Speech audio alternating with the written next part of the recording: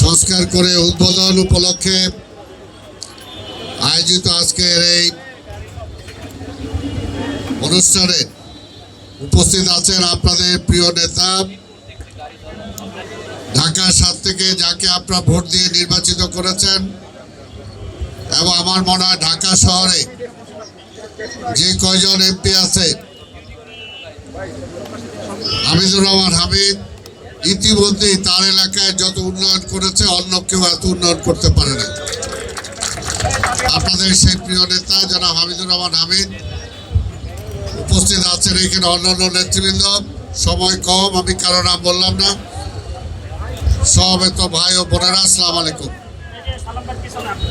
আপনাদের আল্লাহর দরবারে আমি শুকরিয়া আদায় করি।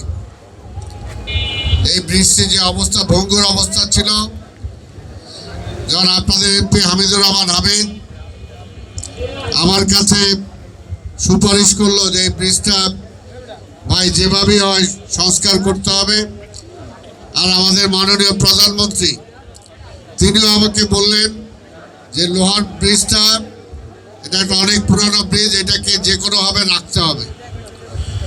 তখন এটা আমরা ঢাকা দক্ষিণ সিটি কর্পোরেশনের নিজস্ব অর্থায়নে মাত্র 25 দিনে সংস্কার করছি আমরা, এবং খুব অল্প খরচে।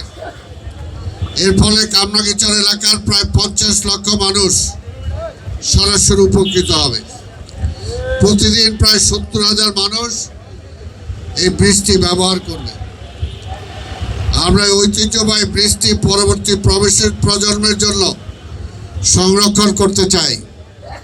আমরা জানেন যে আমাদের এক্সিকিউটিভ ইঞ্জিনিয়ার বলেছে যে এখানে 8 লেন হচ্ছে, 8 লেন হলেও যাতে এই ব্রিজটা আমরা রাখতে পারি, সেটার জন্য আমরা চেষ্টা করব যাতে প্ল্যানিং যেটা আছে সেটাতে সামঞ্জস্য করে আমরা রাখতে পারি কিনা। আমি শুধু এটাই বলতে চাই যে কামরাঙ্গীরচরের মানুষের জন্য এটা কি প্রয়োজন ছিল? কামরাঙ্গীরচরের মানুষের প্রয়োজন উপলব্ধি করেই আমরা এটা তাৎক্ষণিকভাবে সংস্কার করে দিয়েছি। মনে রাখতে হবে এটা দিয়ে কোনো যানবাহন যাতে না যায়, শুধু মানুষ পারাপার হলে এটা দীর্ঘদিন আমরা রক্ষা করতে পারবো, যাতে কোনো অ্যাক্সিডেন্ট না হয়।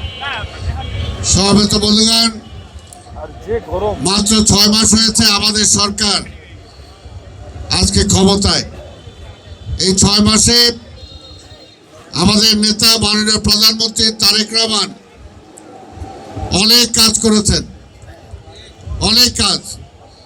একটা হিসাব করতে হবে যে তারেক রহমান সাহেব যখন রাষ্ট্র ক্ষমতায় আসেন তখন এই দেশের অবস্থা কি ভালো ছিল? সব ভঙ্গুর ছিল। দেশে অর্থনীতি খারাপ। আজকে যে গ্যাসের সংকট, এই সংকটটা আমরা উত্তরাধিকার সূত্রে পেয়েছি। আজকে যে বিদ্যুতের সংকট, এই সংকটটা আগে সরকারের করা। তা আমাদের সরকার চেষ্টা করছেন যত দ্রুত এই গ্যাস এবং বিদ্যুতের সংকট থেকে উদ্ধার করা যায়। কিন্তু এটা চাইলেই তো আমরা গ্যাসের সমস্যা খুব দ্রুতভাবে কূপ খনন করে গ্যাস আমরা নিয়ে আসতে পারবো না। আমরা এলএনজি বিদেশ থেকে আমদানি করে সমস্ত সমস্যার সমাধান করতে পারবো না। কারণ আপনারাই জানেন আজকে বিরোধী দলে যারা, তারা এবং আমরা সবাই বলেছি যে বাংলাদেশ ব্যাংক খালি করে ফেলেছিল। সবগুলো ব্যাংক আজকে, বেশিরভাগ ব্যাংক দেউলিয়া। অনেক ব্যাংক আছে যারা মানুষের জামানত, আমানত যে টাকা আছে সেগুলোও দিতে পারে না। এইরকম অবস্থায় দেশের অর্থনীতি চাইলেই তো আর তারেক রহমান 6 মাসের মধ্যে পুরা চাঙ্গা করে ফেলতে পারবেন না। সেটার জন্য সময় লাগবে। সময় নিচ্ছেন তিনি। আজকে যদি দুর্নীতি আমরা বন্ধ করতে পারি, চুরি চামারি বন্ধ করতে পারি, তাহলে অবশ্যই বাংলাদেশে দেখবেন 1 থেকে 2 বছরের মধ্যে ইনশাল্লাহ অনেক পরিবর্তন হয়ে গেছে। এবং বিরোধী দল ওইটাই ভয় পায় যে তারেক রহমান যদি নির্বিঘ্নে 2-3 বছর কাজ করতে পারে তাহলে আর বিরোধী দলের রাজনীতি করার সুযোগ